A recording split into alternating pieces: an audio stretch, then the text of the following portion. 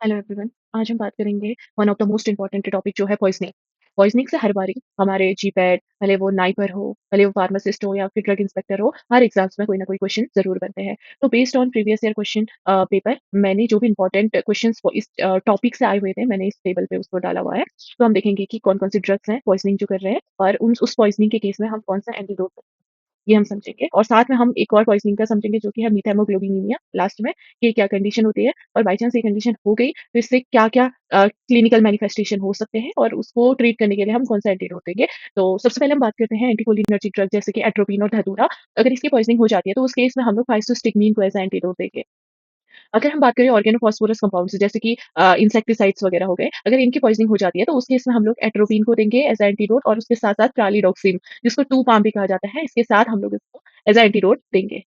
उसके बाद अगली ड्रग है बेंजोडाइज़ेपिन्स जो कैटेगरी है, इसमें बहुत सारी ड्रग्स आती है जैसे कि डायज़ेपाम, एल्प्राज़ोलाम, नाइट्राज़ेपाम, लोराज़ेपाम, ऑक्साज़ेपाम वगैरह।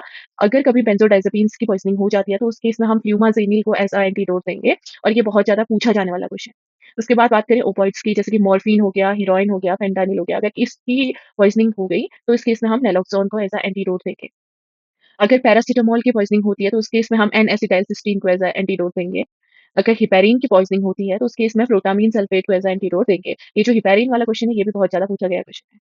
अगर वारफेरिन की पॉइज़निंग होती है तो उस केस में विटामिन के को एज़ अ एंटीडोट दिया जाता है और अगर बात करें मीथोट्रेक्सेट जो कि एंटी कैंसर ड्रग है, अगर इसकी पॉइज़निंग होती है तो इस केस में हम फोलिनिक एसिड या फिर उसको ल्यूकोवोरिन भी कहा जाता है, उसको एज़ अ एंटीडोट देंगे। अगर डिगॉक्सिन की पॉइज़निंग होती है तो इस केस में डिगॉक्सिन इम्यून पैप को दिया जाता है। अगर आयरन की पॉइज़निंग हो जाती है तो उस केस में डेस्फेरियोक्सामिन को एज़ अ एंटीडोट दिया जाता है। ये आयरन पॉइज़निंग पे बहुत ज़्यादा पूछे जाने वाला क्वेश्चन है।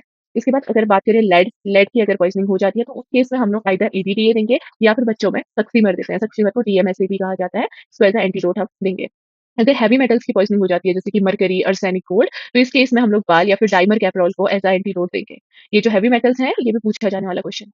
क्लोरोक्वीन की अगर पॉइज़निंग हो जाती है तो उस केस में हम डायज़ेपाम को एज़ अ एंटीडोट देंगे और अगर कॉपर की पॉइज़निंग हो जाती है तो उस केस में हम पेनिसिलामाइन को एज़ अ एंटीडोट देंगे। तो ये कॉपर की जो पॉइज़निंग है ये भी बहुत ज़्यादा पूछा गया वाला क्वेश्चन है। उसके बाद बात करें साइनाइड की अगर पॉइज़निंग हो जाती है तो उस केस में हम लोग हाइड्रोक्सीकोबालामिन प्लस सोडियम थायोसल्फेट को एज़ अ एंटीडोट देंगे। अगर मिथेनॉल की पॉइज़निंग हो जाती है, मिथेनॉल लैब्स में बहुत ज़्यादा रखा गया होता है, तो ये मिथेनॉल की अगर पॉइज़निंग हो जाती है तो उस केस में हम आइदर पेशेंट को इथेनॉल पिला देंगे या फिर उसको फोमिपिज़ोल देते हैं एज़ अ एंटीडोट। अगर बात करें इथाइलिन ग्लाइकॉल अगर इसकी पॉइज़निंग हो जाती है तो उस केस में भी हम पेशेंट को फोमिपिज़ोल दे देंगे।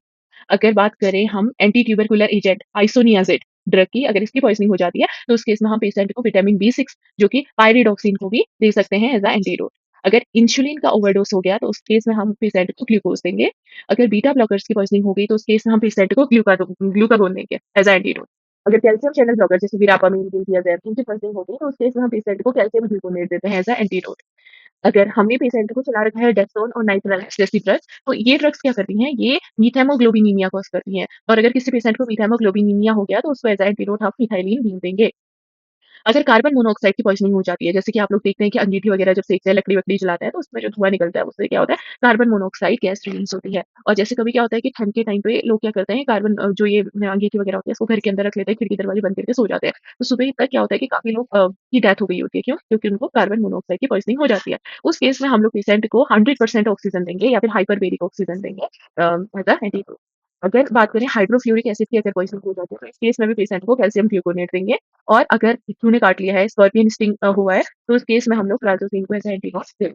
अब हम बात करते हैं मीथाइमोग्लोबिन की क्या कंडीशन है। तो इसमें क्या होता है, सबसे पहले हम बात करें हमारी बॉडी में क्या होता है हीमोग्लोबिन। हीमोग्लोबिन क्या होता है हमारे जो आरबीसी के जो रेड कलर के ब्लड रेड कलर होता है, जो आरबीसी का रेड कलर होता है, उसके लिए रिस्पॉन्सिबल कौन होता है? हीमोग्लोबिन होता है। तो हीमोग्लोबिन का जैसे आप स्ट्रक्चर देख रहे होंगे बहुत कॉम्प्लेक्स स्ट्रक्चर होता है। तो इसके बीच में होता है हमारा आयरन Fe, ठीक है? जो Fe होता है वो 2 स्टेट में होता है। एक होता है ferrous state, Fe2 positive state, ये रिड्यूस्ड स्टेट, ठीक है?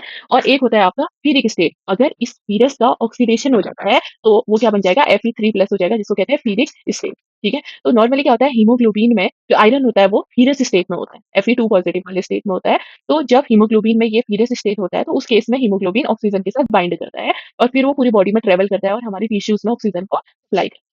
जैसे कि आप ये स्ट्रक्चर में देख रहे हो, ये हीमोग्लोबिन है, ये फेरस स्टेट में है, यानी Fe2 पॉजिटिव स्टेट में है, तो ये क्या कर रहा है, ऑक्सीजन के साथ बाइंड होगा और हमारी टिश्यूज में ऑक्सीजन को पहुंचाएगा। सेम इसी तरीके से ये तीनों क्या है, हेल्दी हीमोग्लोबिन है। लेकिन जब पेशेंट डेप्सोन वगैरह के ट्रीटमेंट में होता है या फिर नाइट्रेट्स की वजह से मतलब उसमें होता है, ट्रीटमेंट में होता है, ये ड्रग्स चल रही होती है अगर किसी पेशेंट की, तो उस केस में क्या होता है कि जो ये हीमोग्लोबिन का ये जो फीरस स्टेट है ना, तो ये डेप्सोन वगैरह क्या करते हैं, इस फीरस फीरस स्टेट को ऑक्सीडाइज़ कर देती हैं फीरिक फॉर्म में। तो अब जो हीमोग्लोबिन का ये फीरस स्टेट था, अब क्या बन गया है, फीरिक स्टेट।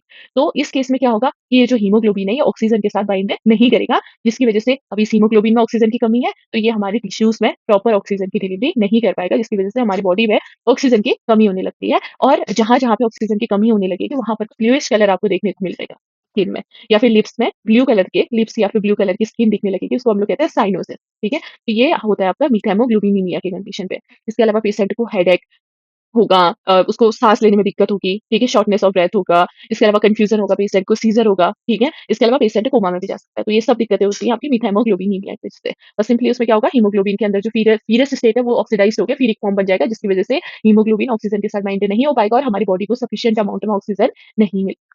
तो अगर पेशेंट को ये कंडीशन हो जाती है, तो इसमें हम as a antidote methylene blue को देंगे।